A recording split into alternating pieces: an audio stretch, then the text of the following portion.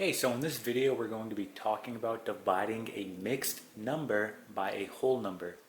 So this will be a continuation of the previous video where we talked about dividing a whole number by a fraction. So let's get right into this problem. So just like the previous video where we divided a whole number by a fraction, our first step is to go ahead and write both of our values as a fraction. Now I'm dealing with a mixed number here. So what I want to do here is I want to turn this into an improper fraction. Okay, and in order to do that, we're going to do the following.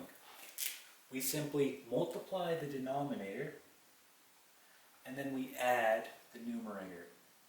So to turn this mixed number into an improper fraction, we're going to do the following. We're going to do 3 times 3, which is going to give us 9, and then plus 2, which gives us 11. So we rewrite as 11, and then the denominator stays the same. Okay, so we just turned our mixed number into an improper fraction. Okay, let's go ahead and rewrite this. So divided by 4. So this looks very similar to the previous video where we were dividing a whole number by a fraction.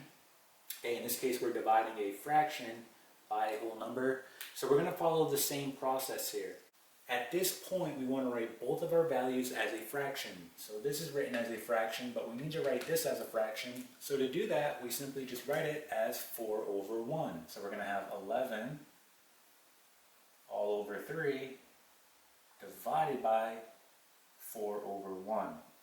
Okay, so our first step was we took our mixed number, turned it into an improper fraction, and then we wrote both of our values as a fraction. At this point, you need to remember the following, and that's keep, change, and flip. So we're going to keep our first fraction.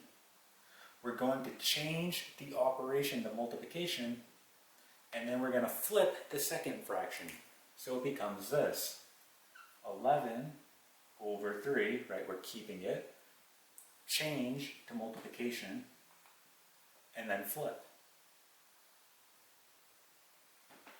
Okay, so when we multiply fractions, we simply just multiply straight across.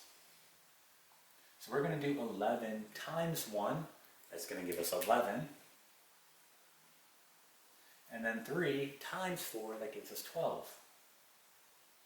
This is going to be our final answer. Okay, so that's dividing a mixed number by a whole number.